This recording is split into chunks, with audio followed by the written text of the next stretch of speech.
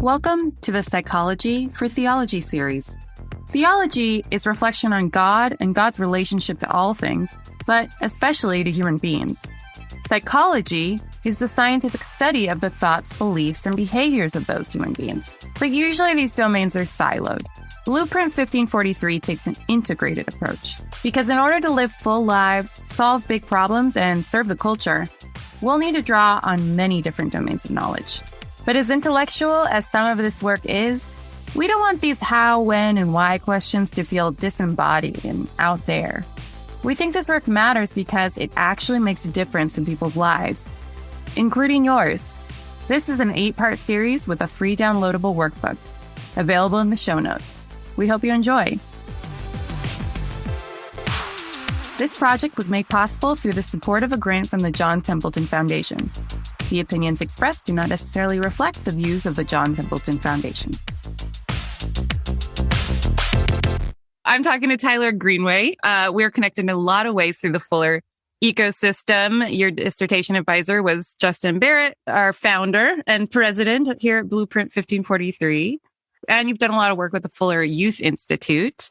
So I just wondered if you could start to tell me the story of what lured you towards a psychology vocation, because I know you were on a path towards an MDiv first. So it seems like ministry might have been plan A. So if you could just tell me what factors indicated that psychology might be your path. Yeah, absolutely. And lured is a great word to use to describe that journey because it was not a linear path. So I was very much intending to go into a church ministry, a pastoral role of some sort. I was getting my Master of Divinity and was completing all the requirements and everything. And in my last year, I had some questions about faith formation. What works? What doesn't work? How are we shaped or changed or formed in church settings or ministry settings? So after a couple of conversations with different professors asking, do I need to take another class? Is there books that I need to read, articles or whatever? And then I also said and if absolutely necessary, I would maybe consider another program. And one of my professors at Calvin University pointed me to this new program at Fuller Theological Seminary with Justin Barrett and said, well, you should really consider this. And I kind of slowly considered, and after taking the GRE, all these first steps that eventually ended up in this program at Fuller Seminary. And I had a background in psychology and undergrad, so that kind of connected that way as well. But that's how I ended up in this program. Cool. Do you think some of those questions about faith formation, do those just come out of, you think, your, you as a person being a scientifically minded person and looking at empirical questions is kind of natural to you? Or maybe it's a combination of both, your own experience in church. Were you already involved in church ministry or youth ministry or anything like that? Yeah, so I was definitely involved in a lot of ministry activities. I was an intern at a church, so I was preaching, doing some pastoral care, planning out worship services, those kinds of things. I think I also had this kind of curious research bent towards me. So I often think about a passion for ministry, but also the skills and another passion for research. And I'm grateful when those two worlds can kind of collide. And I think this was one of those instances when there was this program that offered opportunity to study psychology of religion, character and virtue development, how ministry impacts our lives in different ways. So yeah, using the sciences as a tool for ministry can be pretty powerful. I guess any good minister is just wondering, how can I help people and how the heck do people change? Sometimes it almost seems random, the people that are able to make a radical change or have the resiliency to face a situation or whatever. And sometimes folks crumble and some people make it through. Figuring out some of the how and why to that is really appealing, that some of the sciences offer some insight to those complicated questions. Well, that's great. And you mentioned that you are starting a new journey with Sarah Schnitker. Did you work with Sarah at Fuller as well? Yes. Yep. So at Fuller, she wasn't formal doctoral advisor, but she oversaw a lot of the research that I was working on. I worked closely with her at the Thrive Center for Human Development and really enjoyed working with her. And she had an opportunity at Baylor University. So now I'm going to continue working with her. She has a bunch of grants, I feel like. Yes. Yeah. A bunch of them. So we received questions from some folks who went through Psych Academy, which is the online classes that Blueprint put together. We have a class on there called Brains and Embodiment, and there's a lot about spiritual practices in that class particularly. So, but also some questions just came through people who follow us on social media. And yeah, the first area I wanted to approach was spiritual practices. Now, there has been some interest in studies around the science of prayer. There's tons of science on meditation practices, but maybe before we latch into the specific question that came up, if a psychologist is going to study something spiritual, how would you define something as a spiritual practice, quote unquote? What do you know about how you might define a spiritual practice from a psychological perspective?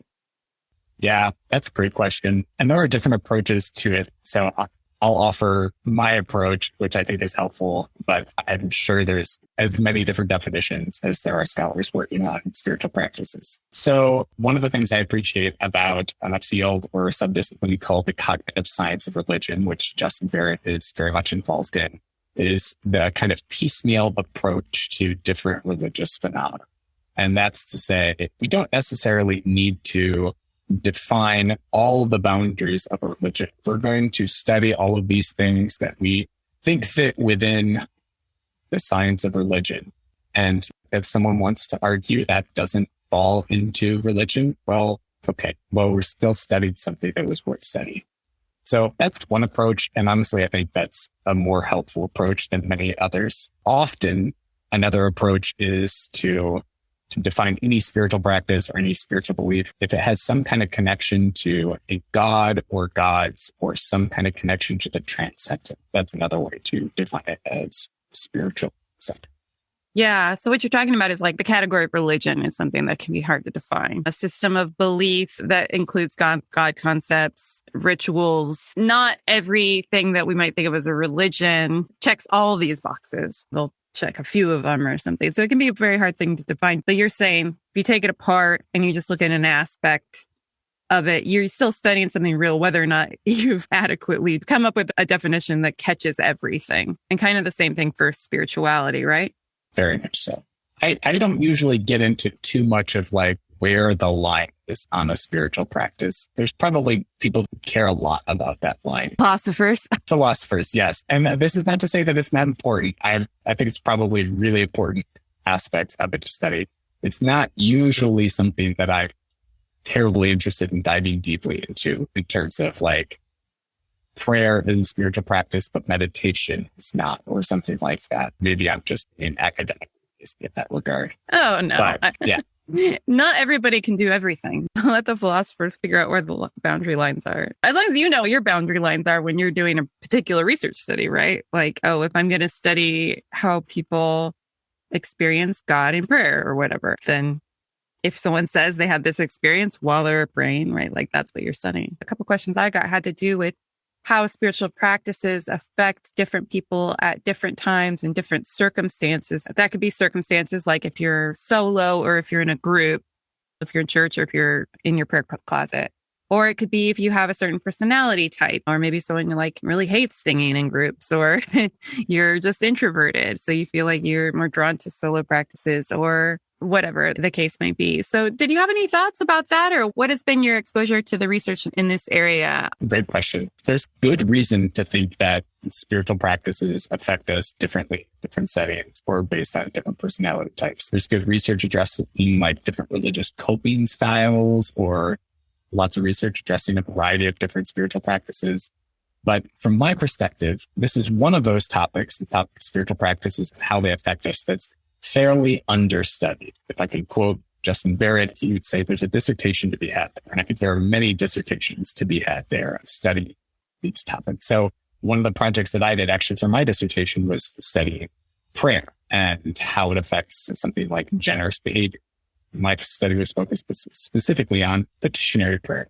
And we hypothesized that petitionary prayer would lead to more generous behavior than a control condition. We thought, okay, if someone's praying for this particular group, they'll give more to that group at the end of this experiment than someone non-religious or non-spiritual control condition. And what we found was that actually those in the prayer condition gave a little bit less. It wasn't a huge effect, but it went in the opposite of the direction that we were expecting. It's not to say that it doesn't have positive effects or anything like that. There's lots of research suggesting that prayer and other religious activities have plenty of positive effects. But it does point out that spiritual practices may not always have the effects we assume. So there's plenty of room for that research. That's interesting. That's really interesting. So do you hypothesize why? Yeah, absolutely. So what we asked people to do, we had two groups of people. There was the prayer condition, the control condition. So we randomized people into one of those two conditions. In the prayer condition, we sent them prompts 6 times over 2 weeks and said, please pray for this situation. There's terrible things happening to a particular group of people. Please pray for them. And we adjusted the prompts a little bit to keep people engaged over the 6 time periods. But they received the same kind of information about this group of people 6 times over 2 weeks. Was there details about what the situation was in particular? So it was a group of people who are being persecuted for their faith. And there was actually a second condition where it was Christians being persecuted for their faith and Muslims being persecuted. We didn't find any difference based on which group they were in. And this was a real situation that was happening. There was real need for prayer.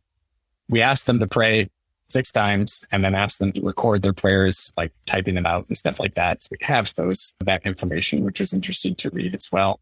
Then in the control condition, we just asked them to journal about this particular situation. When you're recruiting people for this, were you like, are you a person who prays or doesn't pray? Because I would think finding a Christian and being like, can you just not pray for this kid? That was one of the problems is recruited. It was an entirely Christian sample. And when we asked people to journal in this control condition, and then at the end, we asked them, well, just so we know, did you pray? And sure enough, you ask a bunch of religious Christians to journal about something over 2 weeks, journal about a terrible situation that's happening. Turns out most of them pray. So it's hard to quantify how much people prayed. Presumably the people in the prayer condition still prayed. Presumably the people in the control condition maybe prayed a little less, but it's hard to say who prayed more or more fervently, however you want to measure it. Yeah. Sure. I think of journaling as a spiritual practice. And for some folks it is. And something about that act of just writing something out does something to how your brain works through an issue. That's an interesting aspect as well. Mm-hmm. Once the period of prayer ended, you then give them an opportunity to make a financial donation? Yep, we gave them an opportunity to donate part of their compensation to a charity that was serving the group that they had been praying for or just.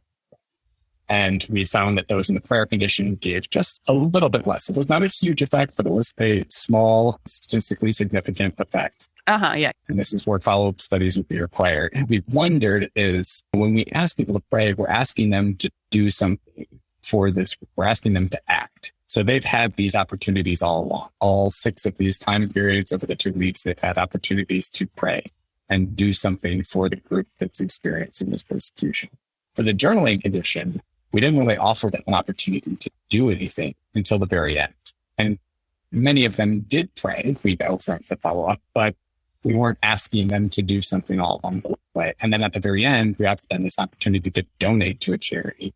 And sure enough, many of them gave a little bit more than the prayer condition. So we're curious to know if maybe that's why. It's because we offered the prayer condition something to do about this situation all along.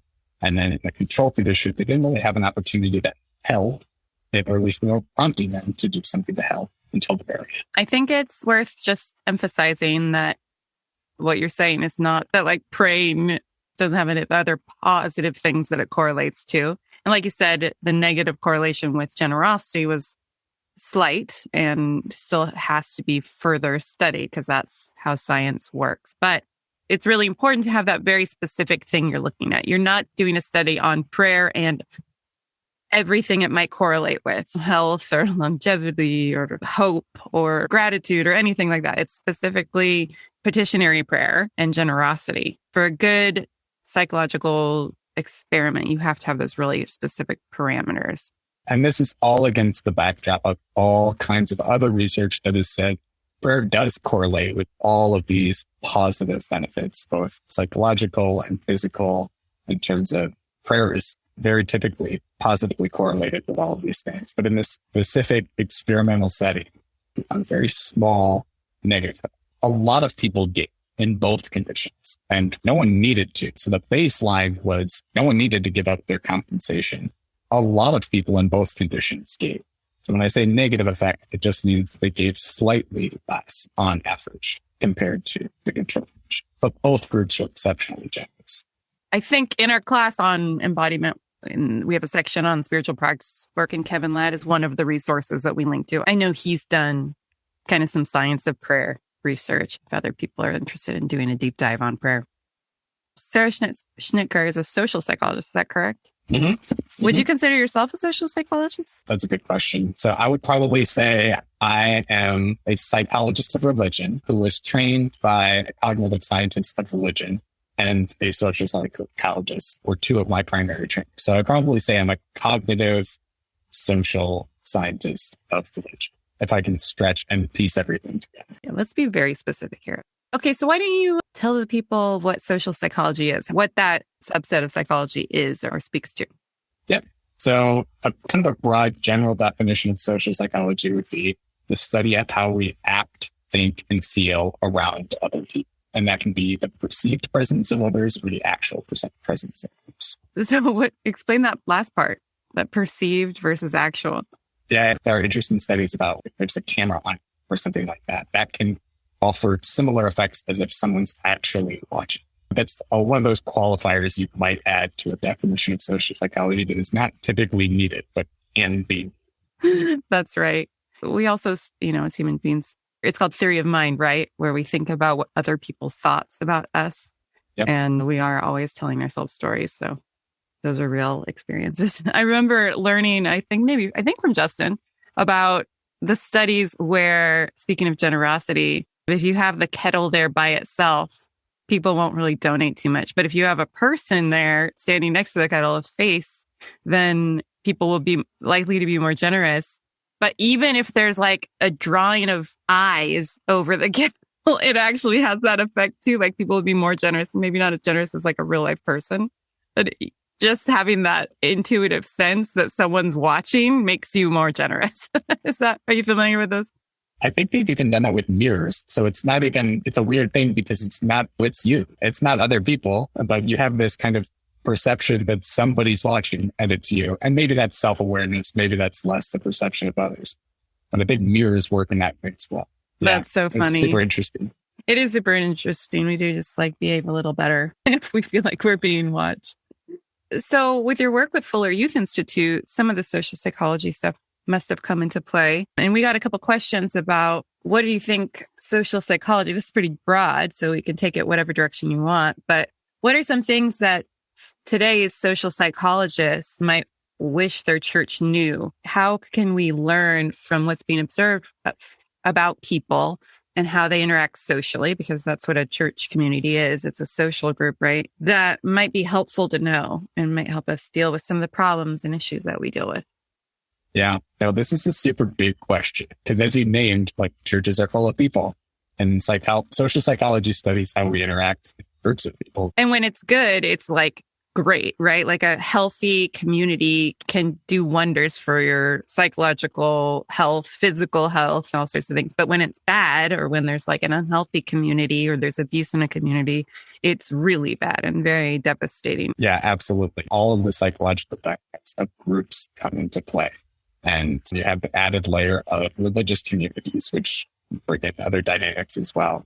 Two things came to mind when I was thinking about this question in particular. And one of them is the social psychological study of virtue development. And this pulls from a variety of disciplines as well. But one of the things we're studying at the Fuller Youth Institute is, we call it the Character and Virtue Development in Youth Ministry Project, which we abbreviate CVDYM. But the project is focused on, there's so much good work that's been done in psychological and social psychological circles. A lot of people have devoted their entire lives to developing these great practices that help you develop virtues, that help you grow in forgiveness or hope or humility, peace, all of these things.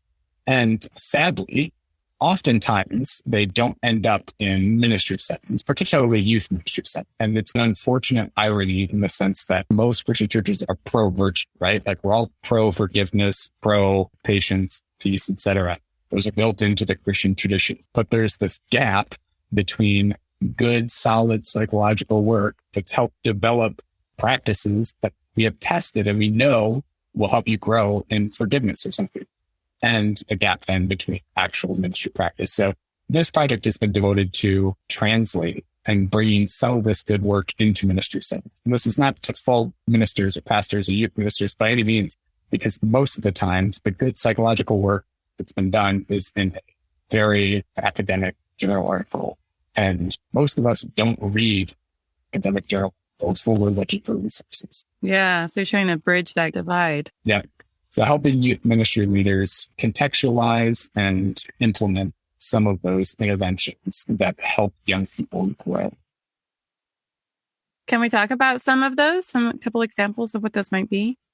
Yeah, so one of the best examples is a forgiveness intervention that was developed by Everett Worthington, who has an astoundingly long CV where he's been studying a lot of things. One of the prominent things he's been studying is forgiveness. And he's developed this intervention called the REACH intervention. And so REACH is REACH. It's an abbreviation for you recall the hurt that's happened. You empathize with the person who's hurt you. You recognize that what you're going to give forgiveness is an altruistic gift. And then C, you commit to it.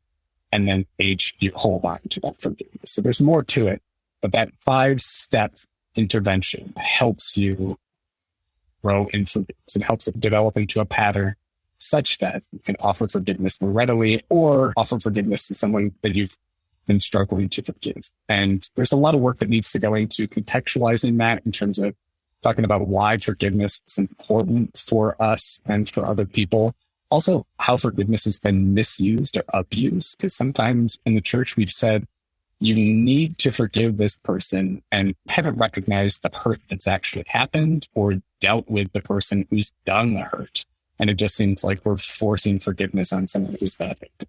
So there's a lot of contextualization that needs to happen there, but it's been a really great project to help bridge that gap between psychology and history. These practical things that can help you enact something that's supposed to be very important Christian virtue, like the teachings of Jesus, right? Loving our enemy and forgiveness. And so bringing the tools of science alongside to help us make that a reality. In the next hopefully 6 months to a year, there'll be a lot more that are coming out from the Fuller Youth Institute. So if you're interested, follow the Fuller Youth Institute and you'll see more resources.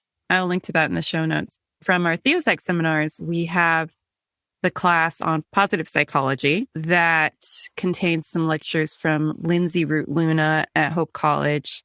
Robert Edmonds, obviously, is a big name in gratitude and how to cultivate gratitude in your life. I wonder if you have anything to riff, Tyler, on. From my own tradition, there was a push towards not be legalistic, not trying to force works on people. And so what you were supposed to do was just really focus on good theology, which was Reformed, where I grew up, and just really thinking about the gospel was supposed to just transform you. And the better you understood theology kind of helped you understand the gospel or whatever. I wonder if you have any thoughts on someone who's coming from that church background that is like, if we just think about what God did for us, what grace is, that will be automatically transformative. And that should be all we need. Yeah, I love that question. And that was the other thing I was hoping to talk about. So that's a great segue. I think that's one of those things that can be a problem in a variety of different traditions in different ways, in the sense that we focus on one particular aspect of ourselves. And you can say of our minds or our souls or our personality, whichever way you want to put it. But we'll say, okay, form this and everything else will change from there. And that's true to a degree in the sense that different parts of our minds, our personality do influence the other, but we can just focus on one thing and that can be a detriment to other aspects of ourselves. So there's a scholar at Point Loma University by the name of Michael Leffel. And when I was in grad school, I came across this model of spiritual transformation that's really impacted my thinking. And what he does is he says, okay, rather than just thinking about ourselves as one thing, as a single mind or a single personality characteristic, if we parse things out and recognize that there are different parts of our minds or different parts of our personality that can be shaped in different ways, that can be a really helpful way to think about formation, particularly spiritual transformation. So what he does is he breaks things down into 8 different domains of personality. He says there's intuitions, there's emotions, there's virtues and vices, there's values, there's reasoning, there's a will, and there's also like a larger identity. And it's interesting to think about how different traditions might focus on 1 or 2 of those things, but might neglect other parts of those things. So you can imagine a ministry that's primarily characterized by preaching and teaching and reading and memorization, kind of what you described. And that might lead to a really well-developed like identity or worldview and really strong values, but may fail to form some other dimension, like emotions or intuition. Other ministries, though, might really strongly emphasize something like apologetics, defense of the faith, like the reasoning aspect of faith. And as a result, people will have really strong reasoning abilities, but it's possible that other aspects or other domains of personality might be neglected. And you can still imagine a ministry that largely focuses on experiences of worship. And that might form something like your emotions, but it might miss important qualities like reasoning or intent. This isn't to say that his model is perfect. I'm sure there's things that could be collapsed or added, but I do think it's a really helpful way to think about different parts of ourselves that are being formed by different practices. And I've wondered about ministries using something like this as a rubric to say, how are we forming people? Are we just focusing on particular aspects of the self? And are there other aspects of the self that we need to focus on more or make sure we include? In what ministry activities can we include such that we can make sure we're shaping those intuitions, those emotions, those virtues, etc. Yeah, that's a helpful paradigm. And I like it because it's positive. It starts with a strength, right? Like, oh, this is what we're good at. And this is what we might be weaker at. I think there's good evidence to show that being strong in one area does not mean you're necessarily good in all the areas. And it doesn't work like a domino effect. So you really do have to approach things from various angles if you want to be more holistic in your ministry. If you have that paradigm, what sort of things might you think through? I guess it depends what they want to get better at. Maybe you could just speak personally. What has helped you grow in your philosophy of ministry? Or I think one thing can just be like writing down these different domains of personality and say, which of these are we forming? Which of these are we not? But also asking, and if you don't want to take this personality theory and bring it into ministry, you can just ask the more specific questions and say, okay, when we think about the ministry activities that our young people are walking through, or the ministry activities that our children are walking through, or older generations or parents, whatever, any different group, and just say, okay, how are we forming? Is it just on Sunday morning for a 45-minute sermon where we're trying to hold their attention? We have 3 songs, offering, and then they're done. What's being formed in those moments? And there are certainly things that are going to be formed. That's not to diminish the work that's being done there. But what other activities need to be formed? And I think in many ways, a lot of pastors and ministry leaders react to this intuitively when they notice this isn't all the formation we want. So how can we plug people into small groups? How can we get them involved where there's going to be this tighter knit community that's going to shape them in different ways? That's why we have Bible studies or house gatherings or other types of life groups, sometimes it's called, other types of smaller gatherings that are going to form people at different ways. So I think just defining what do we mean by formation and how are we forming people? What do we mean by discipleship and how does that change people? Having those clear definitions and clear outcomes, like desired outcomes. What are the 5 different ways you want people to be formed, the results you want to see? Well, it's too nitty-gritty here, but how do you want people to be changed? I talked to Pam King yesterday.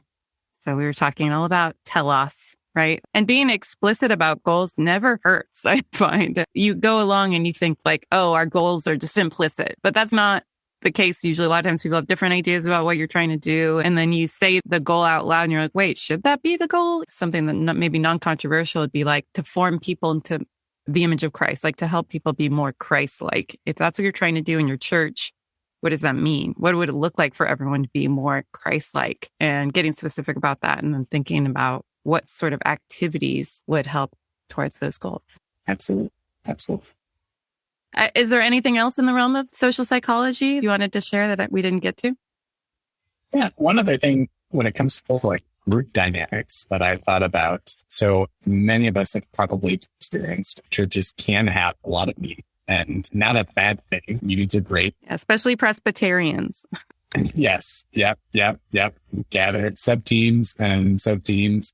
One of the things that I'm often curious about when I'm in meetings, and because of different studies in social psychology, is something called groupthink. And groupthink is this tendency for us to think alike in groups. You've probably had this experience where you've walked into a meeting with a particular opinion, and maybe your opinion has softened as the meeting goes along or changed entirely. That can be the result of something called groupthink, which is this tendency for us to just converge in a group. There are some causes that can make groupthink more likely. This is particularly common if the group's like really tight-knit, cohesive, unified. There's this desire to stay cohesive, tight-knit, unified. We all get drawn in that direction. If you have a really popular leader, it's more likely. And if you have a really high opinion of yourselves as a group, it's more likely. In those types of situations, people's opinions tend to become more alike. And then divergent opinions or new ideas might get lost. And often this is probably not a big deal in the sense that we arrive at some kind of unified decision, but it can be a problematic thing if there's this new information or a different perspective that really does need to be considered. Either because we're missing something or we need to think through things like contingency plan. What if this happens? Then we need to those kinds of things. Groupthink can be problematic in that it might inhibit us considering those different perspectives and planning ahead accordingly. So there's different ways to combat groupthink. One of those ways is just making sure that there are different opinions in the group. So making sure you have people representing different groups in your church in the room. And it's not just all one group of people who all think the same, because then sure enough, you're going to end up with opinions or decisions that just reflect those people. So make sure there's different opinions in the group and make sure that if people are invited into that group, they have the opportunity to speak. Also just seeking outside opinions, so testing out those ideas. So let's say you all make a decision as a group, test out those ideas with different groups in the church or test them out with outside consultants. You're essentially doing research at that point. And saying, here's our theory about what we should do next. Let's test this out. Oh, we bring this to young people? Terrible idea. They did not like that idea. They pointed out all kinds of problems we were going to run into.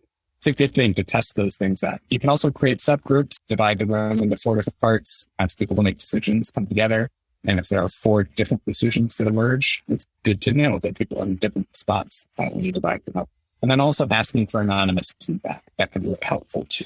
In the sense that if I have a divergent opinion about something, if I know that my name's not going to be attached to it, I might be more willing to express that opinion, knowing that the group isn't going to ostracize me because I brought that opinion. There's almost always authority structures, or there's sometimes just people with really strong personalities or they're just way more extroverted. And a lot of times those folks can dominate. Sometimes other folks who are in less positions of authority or are more introverted will actually just defer and wait because they know they're going to say their opinion. So we'll just wait to hear what they say and then it'll be safer or I'll just agree with it or I'll just go along with it. I was thinking about how the person in authority in a lot of churches is a teaching pastor or maybe a teaching pastor and a few elders. And they're going to have certain instincts and think that maybe everybody feels that way too, because that's what we tend to think, that people experience the world the same way we do. Teaching pastor is probably someone who really enjoys listening to lectures and reading books and very like knowledge and information based type person, which that might not be as edifying to other types of people. But if that person's the person in authority who's calling the shots and not doing the generous listening that allows you to hear other people's experiences better, it's going to shape the culture in a way that might not be good for everyone. Yep, absolutely. Those are super helpful. Cool. Well, Tyler, I love how practical you are. Well, thank you so much for your time. I'll let you go and thank you for doing this. Tyler Greenway, Justin Barrett is one of your proteges, I feel like. Tyler was fantastic. Well, he still is. He's not dead yet. He's out there doing good stuff. Yeah, I remember when we interviewed Tyler for admission into the doctoral program at Fuller, and we asked him an integration kind of question. Fuller likes to talk a lot about integrating our faith with our scientific study. And so we asked him a question about how does your Christian faith inform your approach to doing psychology or your motivations for doing psychology, something along those lines. I don't remember the exact question. What I do remember is the other interviewer and I thinking, wow, this guy already knows more than some of our junior faculty people. He just crushed it. And we're like, okay, we've got to get this guy to study with us. He's so good. And we were absolutely right. We exercised really keen judgment in that moment.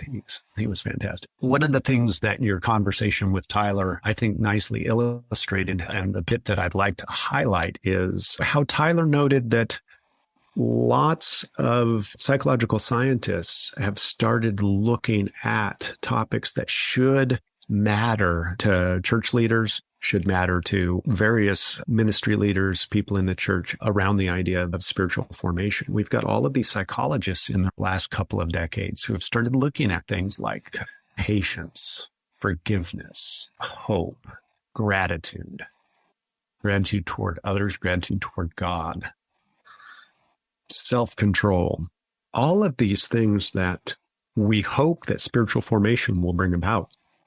And now the sciences are giving us sort of new tools and insights about what those processes look like, how they can be encouraged, how we can prepare people to better grow these character strengths and virtues. And yet we've got a problem, and that is that most bits of the church, I think, are still unaware that these resources exist, or they're immediately suspicious. Even though most, not all, but a surprisingly large number of the scientists working in this space actually are believers. That's part of why they were motivated to go into these topics and study these things. So there's already some science that's just ripe for theological and ministry engagement here being developed that just sort of needs a push. We need to build that bridge. And so it was nice to hear Tyler's continuing motivations to do that and the work that he's been doing in the Fuller Youth Institute to do just that kind of work, to bring these scientific resources into the church and make them available to people who are investing in the encouragement of spiritual formation. Yeah, help create kind of a pipeline there. That's right. I had to rag on kind of my own tradition where there's this, I get the motivation trying to kind of the protecting the role of the Holy Spirit in all of this, but everyone has a way to do that. Even if reflecting on the gospel, sometimes that's said as if it's not a thing, it's not a practice. So sometimes people in my tradition would rag on, talk about spiritual practices or different practical steps to be you just need to think about Jesus. Well, how do I absorb the Christ-likeness by reflecting on the gospel? Okay, well, that's still an action you're recommending. It doesn't happen unmediated in this lightning bolt way. Yeah, or even if it does, which we'll leave it open, that could happen. That's not the conventional way it happens. And if it were, to your point, I know exactly what you're talking about. I've seen this too. The whole, well, we don't need your special tricks and techniques. I mean, that's almost like manipulating people or something like that. I'm like, okay, then. So pastors shouldn't receive any training whatsoever. Is that what you're saying? They should just show up and hope for the best. They shouldn't prepare because that could be manipulating. They should just well, we don't mean that. Okay, then what do you mean? Because you're absolutely right. The church, most of it, acts like, no, there really are best practices for explaining Scripture, for meditating on Scripture, for worship, communal worship at least, right? There's some better and worse ways to do it. Otherwise, we wouldn't invest so much in structuring it, for learning about it, for promoting certain ways. We wouldn't fight over these things because, the Holy Spirit can use whatever. So just get out of the way and let it happen. Just go wander in the woods, and we don't act that way. Okay, then what is it about the scientifically informed ways that make you so uncomfortable? And I think there are probably answers there that are worth plumbing. Definitely. Is this revealing that we think that every and all spiritual technique is somehow transparently in the pages of the Bible, and those are the only ones that are allowed? Mm-hmm.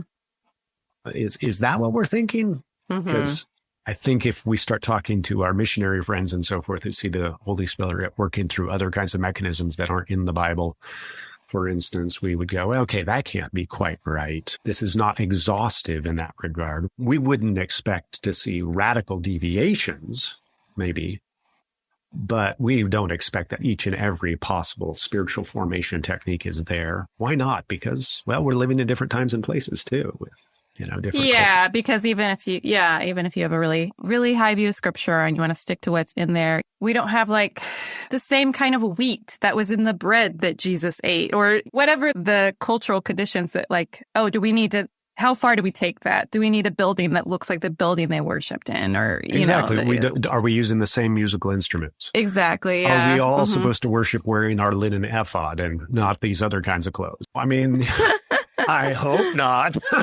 Yeah. I have not come across a church that actually lives into that fully, right? That is primitivist in that sense. And like, okay, then. So you're picking and choosing, you're deciding which of these new technologies, let's call them what they are. Technologies are human-made things to bring about certain kinds of ends. And we have spiritual technologies, and there's nothing wrong with that. Yes. They should be biblically informed. Sure. I think, but they can't be sort of scientifically refined. Yeah.